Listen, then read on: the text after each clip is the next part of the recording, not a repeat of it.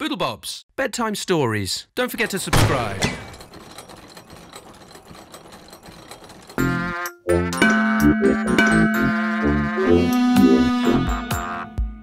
This is a story all about Boris.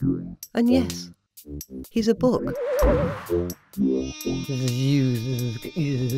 You can ask Boris about anything, said Freddie. He can tell you why custard is yellow, or why frogs are green, and why milk shakes. Boris also knew the name of everything, the size of everything, where it was from, where it was going to, and how to say it in Latin. And he knew the best jokes. What do you get if you cross a kangaroo with an octopus, a sheep, and a zebra? The answer is a striped woolly jumper with 8 sleeves. Oh, his jokes drive me up the wall, said Benny, just as an envelope landed on the mat. Hello, Bill, he laughed. It was addressed to Boris, and inside it had a question from his brother Bart, who lived in Ontario. The question was, how long is a piece of string? Thought Boris. I can't say I know the answer to that one. Benny had no idea either, but he thought Elsie might know. He found Elsie swinging in the apple tree. Do you know how long a piece of string is? Benny sat patiently while Elsie thought about it. But then suddenly the air was filled with a terrible noise as a big black shadow swept over them. Caw, caw. With its sharp talons and horrid black beak, Crow had spotted Benny from high up in the treetops. Oh, caw! A lovely fat worm for my hungry chicks. Help! Help! Cried Benny as he was plucked from the ground and carried higher and higher. Fedora, holding a big red balloon, was on her way to a party when she heard the commotion. Oh, poor Benny, she gasped. He's about to become lunch. Crow deposited Benny in front of 3 hungry chicks, then flew off to find some more juicy worms.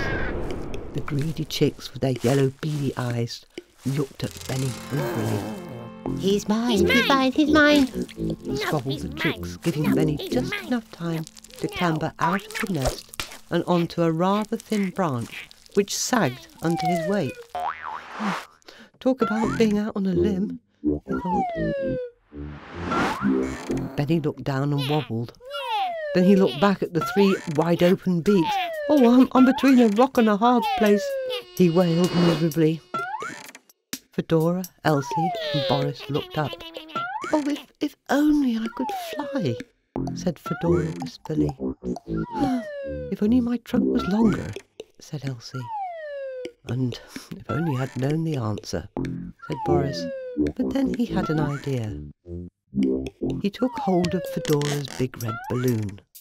Grab hold of this string when I let it go, he called up to Benny. Got it! Shouted Benny, grasping it with both hands, and began to gently float down to the ground. But then... Caw, caw! Crow came back carrying another fat worm, and was so surprised to see Benny floating away, she dropped it. Lucky Fat Worm. Lucky Fat Worm reached out and grabbed Benny in passing, but Crow had no intention of either of them escaping. She burst the balloon with her horrid black beak, and both Benny and Lucky Fat Worm hurtled headlong. Seconds before they hit the ground, Elsie's long grey trunk reached out and sucked them up. Are you all right in there? Asked Fedora, peering down Elsie's trunk. Oh, yes, we're fine, grinned Benny, emerging. What an adventure! Boris was so pleased to have his friend back, and a new friend besides, and so pleased too that he was able to answer his brother's question. A piece of string is long enough to save 2 worms, he said happily. I shall let my brother Bart in Ontario know that.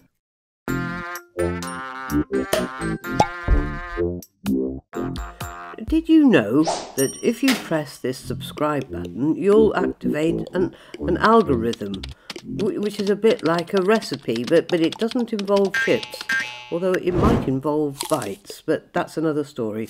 You just press it, trust me.